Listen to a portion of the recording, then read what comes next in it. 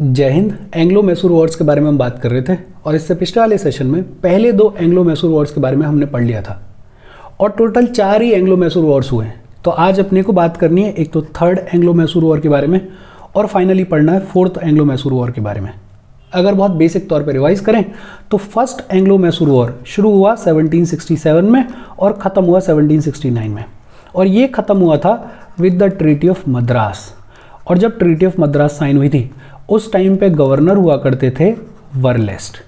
फिर second Anglo Mysore war शुरू हुआ 1780 में और ख़त्म हुआ 84 में, और ये ख़त्म हुआ था with the treaty of Mangalore.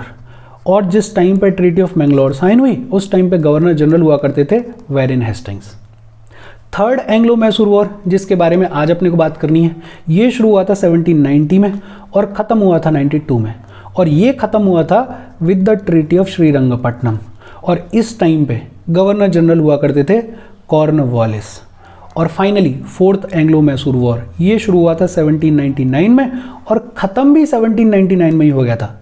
और इसका आउटकम ये था कि मैसूर के ऊपर इम्पोज कर दी गई थी सब्सिडरी अलायंस, और ये जो सब्सिडरी अलायंस है ये पेट प्रोजेक्ट था वेलेस्ली का। इस सब के बारे में आज अपने को बात करनी है।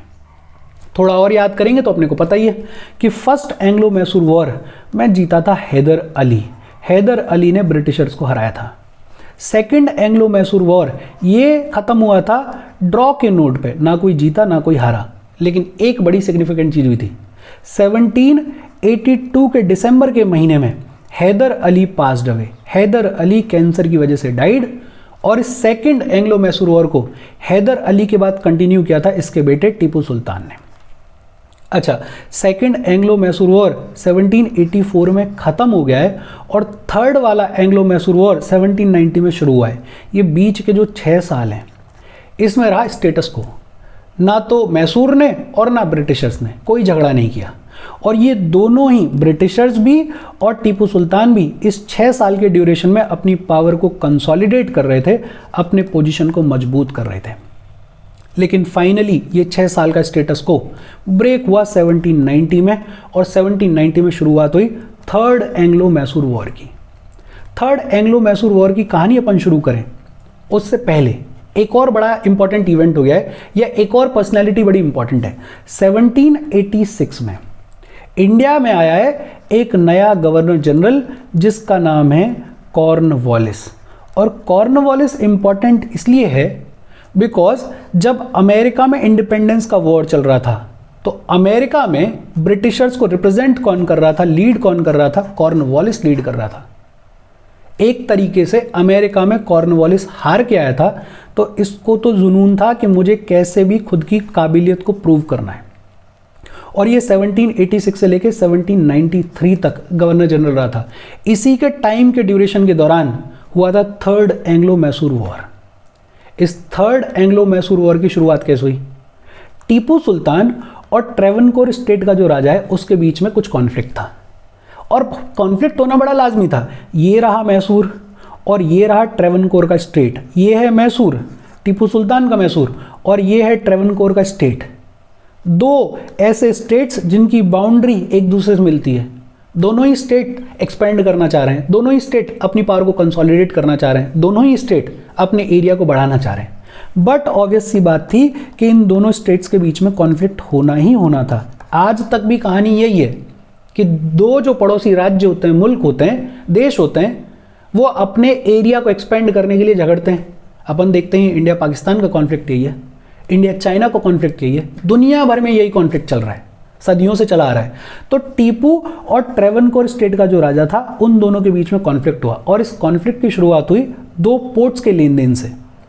2 पोर्ट्स थे, एक का नाम था जलकोटल और दूसरे का नाम था कैन्नौर। ये दोनों पोर्ट्स कोचीन स्टेट का हिस्सा थे। केरला वाला जो एरिया है वहां पे ये 2 पोर्ट्स थे, जलकोटल और कैन्नौर। ट्रेवनकोर के राजा ने इनको खरीदा डच लोगों से। बड़ा सिंपल है, 2 पोर्ट्स हैं कोचीन स्टेट में, एक का नाम है जलकोटल और दूसरे का नाम है कैन्नौर, और इनको ट्रेवनकोर के राजा ने खरीदा है। और किससे खरीदा है? डच लोगों से खरीदा है। लेकिन इसमें एक कैच है, कोचीन जो है वो टीपू का फ्यूडेटरी था।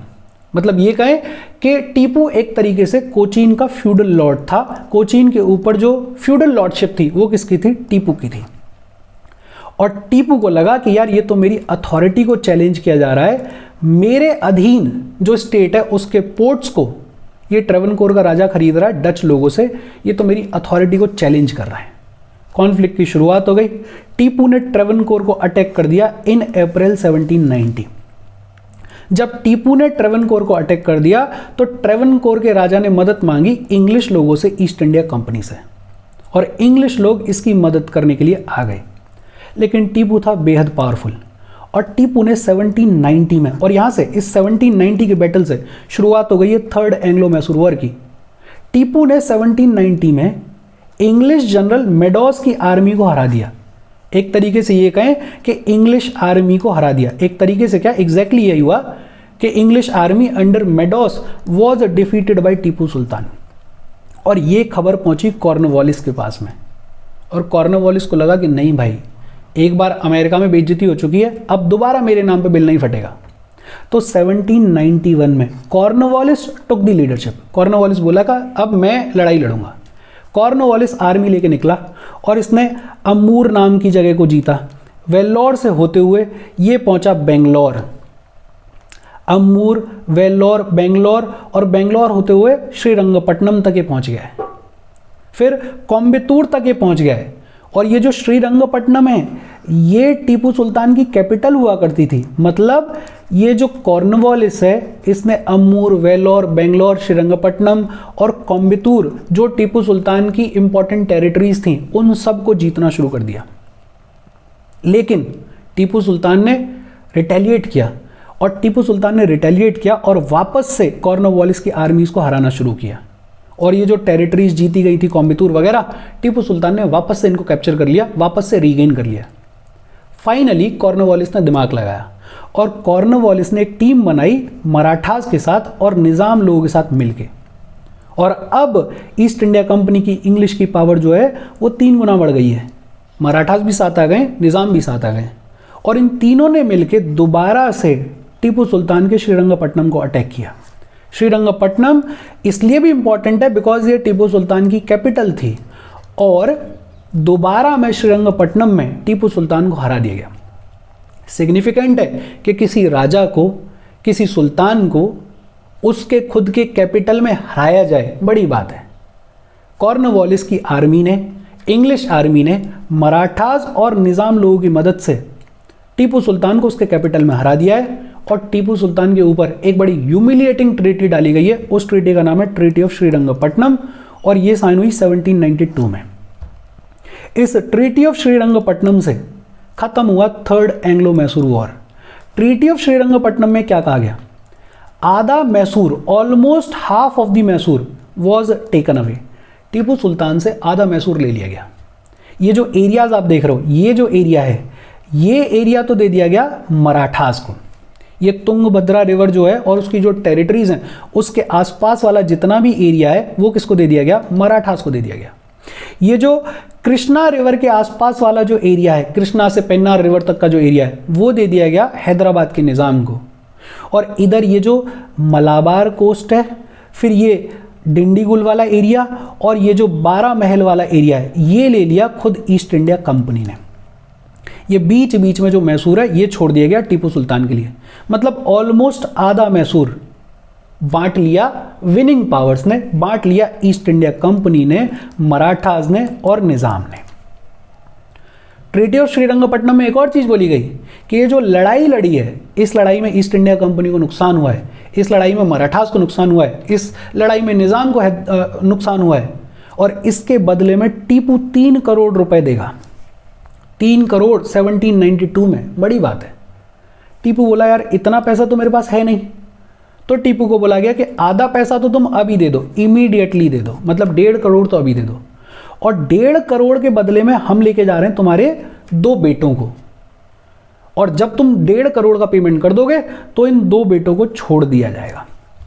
कितना ह्यूमिलिएटिंग है कि आधी टेरिटरी ले ली गई है और 3 करोड़ रुपए भी डिमांड कर रहे हैं एज वॉर डैमेज, और जब 3 करोड़ टोटल नहीं है तो आधे तो इमीडिएटली दे दो, आधे के बदले में 2 बेटों को कैप्चर कर लिया गया। मतलब बहुत ही ह्यूमिलिएटिंग डिफीट हुई टीपू सुल्तान की थर्ड एंग्लो मैसूर वॉर में। एक बार फटाफट से रिवाइज कर लेते हैं। देखो अपन ने क्या बात की कि टीपू और ट्रेवनकोर स्टेट के बीच में कॉन्फ्लिक्ट चल रहा था और इस कॉन्फ्लिक्ट की शुरुआत हुई दो पोर्ट्स के एक्सचेंज के साथ में। कोचीन के स्टेट में दो पोर्ट्स थे, जलकोटला और कैन्नौर। ट्रेवनकोर के राजा ने इनको खरीदा डच लोगों से, लेकिन कोचीन का जो स्टेट है उसका फ्यूडेटरी हुआ करता था टीपू, उसका फ्यूडल लॉर्ड हुआ करता था टीपू। टीपू को ये लगा कि यार मेरी अथॉरिटी को चैलेंज किया जा रहा है। टीपू ने ट्रेवनकोर को अटैक किया इन अप्रैल 1790। ट्रेवनकोर ने मदद मांगी इंग्लिश लोगों से और इंग्लिश लोगों ने ट्रेवनकोर की मदद करना शुरू किया। इनिशियली तो टीपू ने 1790 में इंग्लिश आर्मी को हरा दिया जिसको लीड कर रहा था मेडोस, लेकिन फिर कमांड पकड़ी कॉर्नवालिस ने और 1791 में इसने मार्च करना शुरू किया अपनी आर्मी के साथ में। अंबूर को कैप्चर किया, वेल्लोर को कैप्चर किया, बेंगलोर को कैप्चर किया और फिर श्रीरंगपट्टनम को कैप्चर किया। हालांकि श्रीरंगपट्टनम के बाद फिर कोयम्बटूर को भी कैप्चर किया है, लेकिन फिर टीपू ने भी रिटेलिएट किया और ये जो टेरिटरीज जीती थी कॉर्नवालिस ने उनको वापस से टीपू ने कैप्चर करना शुरू किया। लेकिन फिर फाइनली इंग्लिश लोगों ने, कॉर्नवालिस ने मराठास के साथ में और निज़ाम के साथ में दोस्ती कर ली और इन तीनों ने मिलकर हराया टीपू सुल्तान को श्रीरंगपट्टनम में। श्रीरंगपट्टनम इसलिए भी सिग्निफिकेंट है बिकॉज ये टीपू की कैपिटल थी और इसके साथ खत्म हुआ third Anglo Mysore war with the treaty of Srirangapatnam. 1792 में ये साइन हुई और ट्रीटी ऑफ श्रीरंगपट्टनम में क्या कहा गया, आधा तो मैसूर ले लिया गया टीपू से, 3 करोड़ रुपए मांगे गए टीपू से कि आधे तो अभी दे दो, आधे जो तुम्हारे पास नहीं है उनके बदले में तुम्हारे 2 बेटों को ले जा रहे हैं, जब ये पैसे का पेमेंट हो जाएगा तो बेटों को छोड़ दिया जाएगा। बहुत ह्यूमिलिएटिंग डिफीट हुई टीपू सुल्तान की।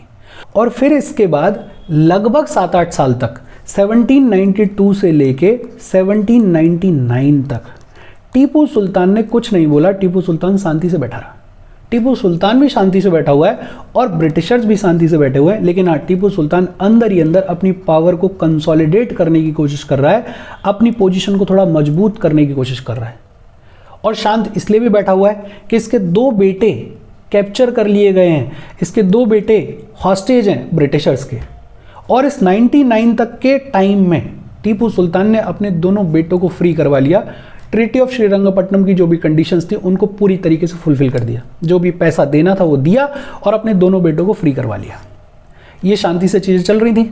लेकिन 1796 में मैसूर में जो वोदिया डायनेस्टी थी उसका रूलर पास्ड अवे, और जब वोदिया डायनेस्टी का रूलर पास्ड अवे तो अब टीपू सुल्तान ने फॉर्मली बोल दिया कि जो अगला वोदिया डायनेस्टी का राजा बनने वाला आदमी है उसको मैं राजा नहीं बनने दूंगा, और उसने खुद को सुल्तान डिक्लेयर कर दिया। अब तक तो क्या था, हैदर अली भी टीपू सुल्तान भी डी फैक्टो रूलर्स थे कि दिखाने के लिए वोदिया डायनेस्टी का आदमी बैठा हुआ है, लेकिन एक्चुअल में पावर किसके पास में थी, हैदर अली के पास में और उसके बाद टीपू सुल्तान के पास में।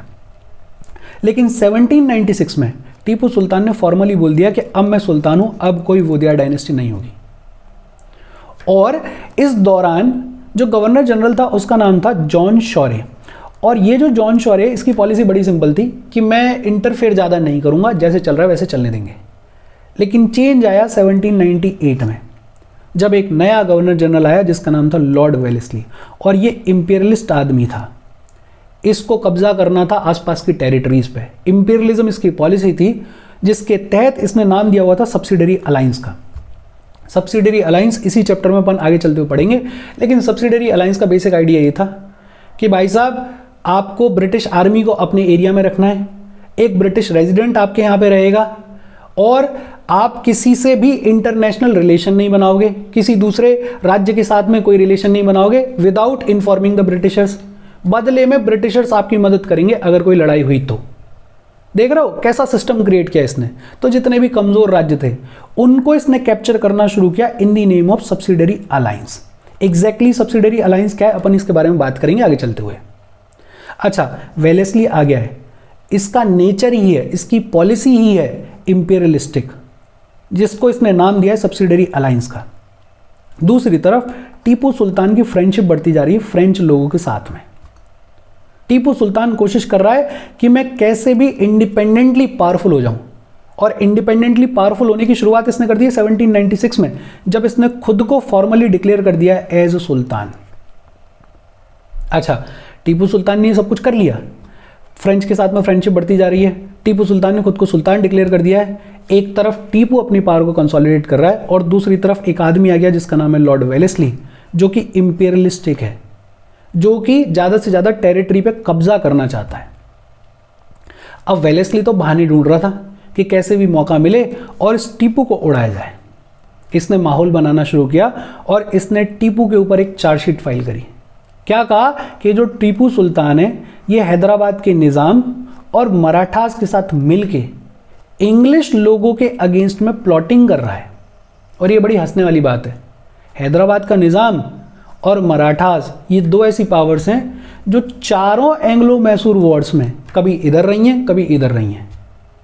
लेकिन इसी के सहारे वेलेस्ली ने क्या बोला कि टीपू जो है वो निज़ाम और मराठास के साथ मिलके ईस्ट इंडिया कंपनी के अगेंस्ट में, ब्रिटिशर्स के अगेंस्ट में प्लॉटिंग कर रहा है।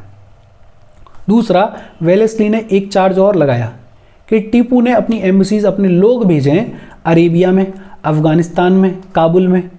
फ्रांस का एक आइलैंड हुआ करता था मॉरिशस, वहाँ पे।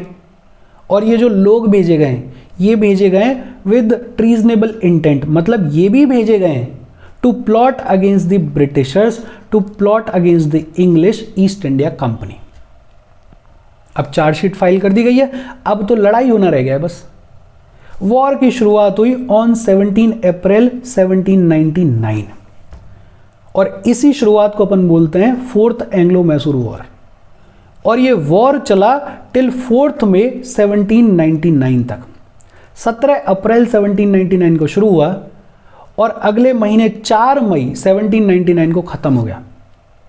और ये ख़त्म हुआ with the fall of Srirangapatnam. Srirangapatnam जो कि टीपू सुल्तान की कैपिटल थी, उसको कैप्चर कर लिया गया, टीपू को हराया गया। टीपू को हराया इंग्लिश जनरल स्टुअर्ट ने और फिर दोबारा में इंग्लिश जनरल हैरिस ने। फाइनली टीपू को हरा दिया गया। मराठास और निज़ाम लोगों ने इस फोर्थ एंग्लो मैसूर वॉर में भी ब्रिटिशर्स की हेल्प की। इनको बोला गया था कि तुम्हें पैसा मिलेगा, तुमको टेरिटरीज मिलेंगी, तो मराठास और निज़ाम लोगों ने ब्रिटिशर्स की हेल्प की। टीपू को हरा दिया गया और इस फोर्थ एंग्लो मैसूर वॉर का आउटकम ये हुआ कि टीपू को मार दिया गया है। Tipu got killed. Wodeyar dynasty का माइनर राजा था कृष्णराज III, उसको वापस से महाराज बना दिया गया एक तरीके से दिखाने के लिए। और मैसूर के ऊपर इंपोज कर दी गई सब्सिडरी अलायंस। सब्सिडरी अलायंस जैसा अपन बात कर रहे थे, बेसिक तौर पे ये है कि भाई साहब मैसूर जो है वो हमारे अधीन है एक तरीके से। सब्सिडरी अलायंस में बेसिकली वेलेस्ली ये कह रहा था कि आप अपने यहाँ पे ब्रिटिश आर्मी को रखो, आपके कोर्ट में एक ब्रिटिश रेजिडेंट रहेगा, आप किसी बाहर वाली फोर्स के साथ में कोई रिलेशन नहीं बनाओगे विदाउट इन्फॉर्मिंग द ब्रिटिशर्स। बदले में कल को अगर आपको कोई अटैक करेगा तो ब्रिटिश आर्मी आपको हेल्प करेगी। ये देख रहे हो कितना हंसने वाली बात है। डिटेल में अपन बात करेंगे सब्सिडरी अलायंस के बारे में आगे इस चैप्टर में चलते हुए। फोर्थ एंग्लो मैसूर वॉर का आउटकम क्या हुआ है? टीपू सुल्तान को मार दिया गया है। वोदिया डायनेस्टी का एक माइनर राजा है, उसको वापस से महाराज बना दिया गया है और एक्चुअल में मैसूर के ऊपर लगा दी गई है सब्सिडरी अलायंस। जब टीपू मार दिया गया तो वेलेस्ली ने सोंडा नाम की डिस्ट्रिक्ट और हरपोलनी नाम की डिस्ट्रिक्ट, जो कि मैसूर की डिस्ट्रिक्ट थी, इनको देने की बात की मराठास को, लेकिन मराठास ने बोला कि हमें नहीं चाहिए। हैदराबाद के निज़ाम लोगों को दी गई मैसूर की गोती डिस्ट्रिक्ट और गुरमकोंडा डिस्ट्रिक्ट। अंग्रेज लोगों ने, इंग्लिश लोगों ने अपने लिए रखा कनारा डिस्ट्रिक्ट को, वायनाड को, कोयम्बटूर को, द्वारापुरम को और श्रीरंगपट्टनम को। फाइनली 1831 में विलियम बेंटिक ने मैसूर का डायरेक्ट कंट्रोल अपने हाथ में ले लिया on the grounds of miss governance. मतलब 1831 तक सब्सिडरी अलायंस थी, कम से कम दिखाने के लिए कोई लोकल रूलर बैठा हुआ था और उसके ऊपर सब्सिडरी अलायंस इंपोज की गई थी। लेकिन 1831 में William Bentinck, Britishers took the direct control of Mysore. और किन ग्राउंड्स पे लिया गया? मिस गवर्नेंस के ग्राउंड्स पे। ये क्या कहानी अपन पढ़ेंगे आगे चलते हुए, लेकिन फिलहाल के लिए इतना याद रखो कि 1831 में विलियम बेंटिक ने मैसूर का डायरेक्ट कंट्रोल अपने हाथ में ले लिया। 1881 में फाइनली लॉर्ड रिपन ने मैसूर में वहाँ के किंगडम को रिस्टोर किया, डायरेक्ट कंट्रोल को छोड़ दिया और इसके साथ फोर्थ एंग्लो मैसूर वॉर खत्म हो गया। Tipu Sultan was killed in this war और मैसूर के ऊपर इंपोज कर दी गई थी सब्सिडरी अलायंस। टीपू सुल्तान खूब चर्चा में रहता है, पॉलिटिक्स में खूब न्यूज़ में रहता है। इसके बारे में बेसिक बातचीत कर लेते हैं। पैदा हुआ 1750 में। फादर का नाम था हैदर और मदर का नाम था फातिमा। पढ़ा लिखा आदमी था, कई सारी लैंग्वेजेस आती थी, जैसे अरेबिक आती थी, पर्शियन आती थी, उर्दू आती थी। इसको टाइगर ऑफ मैसूर भी कहा जाता है। He is also known as the tiger of Mysore. क्यों कहा जाता है? Because fourth Anglo Mysore war के दौरान जब सिचुएशन ऐसी आई कि टीपू सुल्तान की हालत खराब थी, मरने वाला था, तो ऑलमोस्ट लॉस्ट पोजीशन में इस आदमी ने एक बड़ी फेमस लाइन कही। इसने कहा कि जिंदगी भर गीदड़ों की तरह, बकरियों की तरह जीने से अच्छा है एक दिन शेर की तरह जीना, और वहीं से इसको बुलाया जाने लगा टाइगर ऑफ मैसूर। रिफॉर्म्स किए इसने कई सारे। इसने अपनी आर्मी को ट्रेनिंग दिलाना शुरू किया फ्रॉम द फ्रेंच, तो इसके पास में फ्रेंच ट्रेंड आर्मी थी। 1796 में इसने बोर्ड ऑफ एडमिरलिटी को स्टैब्लिश किया। 3 डॉकयार्ड्स बनाए, मैंगलोर में बनाया, वाजिदाबाद में बनाया और मुलिदाबाद में बनाया। इंडिया में रॉकेट टेक्नोलॉजी का पायनियर भी कहा जाता है इसे। फ्रेंच लोगों को इसने मदद की in setting up Jacobin club in 1797 at Srirangapatnam. ये जैकोविन क्लब क्या है? ये फ्रांस से रिलेटेड हिस्ट्री है। बेसिक आइडिया ये है कि 1789 में फ्रेंच रिवॉल्यूशन हो गया, और जब फ्रेंच रिवॉल्यूशन हो गया तो बर्बन डायनेस्टी को तो निकाल दिया गया, और फिर डेमोक्रेसी की लड़ाई थी, राइट्स की लड़ाई थी। 1792 के आसपास एक ग्रुप पावर में आया वहां पे, जिसको बोलते थे अपन जैकोविन क्लब, और इस जैकोविन क्लब का लीडर हुआ करता था मैक्समिलियन रोबेस्पियर। हालांकि मैक्समिलियन रोबेस्पियर सिर्फ 1 साल के लिए ही रहा है पावर में, 1793 तक। लेकिन ये जो जैकोविन क्लब है, ये लोग लोगों के राइट्स की बात करते थे, ये लोग राजाशाही को हटाने की बात करते थे, ये लोग बात करते थे कि सिटीजन्स को उनके राइट्स कैसे मिलें। और 1799 तक आते आते तो फ्रांस में एक और आदमी बड़ा पॉपुलर हुआ है जिसका नाम है नेपोलियन। और नेपोलियन जो है वो 1804 में खुद को फ्रांस का एम्परर भी डिक्लेयर कर देगा। ये पूरा मतलब वर्ल्ड हिस्ट्री में अपन पढ़ते हैं। लेकिन हाँ, ये जो फ्रांस के लोग हैं, इनको श्रीरंगपट्टनम में 1797 में हेल्प किया टीपू सुल्तान ने जैकोविन क्लब सेटअप करने के लिए। श्रीरंगपट्टनम में इसने ट्री ऑफ लिबर्टी भी सेटअप किया था, स्टैब्लिश किया था। तो ये 2-3 चीज़ें याद रखो कि टाइगर ऑफ मैसूर कहा जाता है इसे। 1796 में बोर्ड ऑफ एडमिरलिटी को इसने स्टैब्लिश कर दिया। रॉकेट टेक्नोलॉजी का पायनियर कहा जाता है, हालांकि इस पर खूब डिबेट रहती है आजकल पॉलिटिकल आइडियोलॉजीज के हिसाब से। फ्रेंच लोगों को इसने मदद की जैकोविन क्लब सेटअप करने में। 1797 में सेटअप किया गया एट श्रीरंगपट्टनम, और बड़ा इंपॉर्टेंट ट्री ऑफ लिबर्टी इसने स्टैब्लिश किया एट श्रीरंगपट्टनम। और इसके साथ मैसूर्स रेजिस्टेंस टू द कंपनी खत्म हो गया। इसके साथ ईस्ट इंडिया कंपनी ने मैसूर पे अपना डोमिनेंस एस्टैब्लिश कर लिया है। आगे की बातचीत अपन आगे करेंगे। कोई डाउट हो please comment. Thank you very much.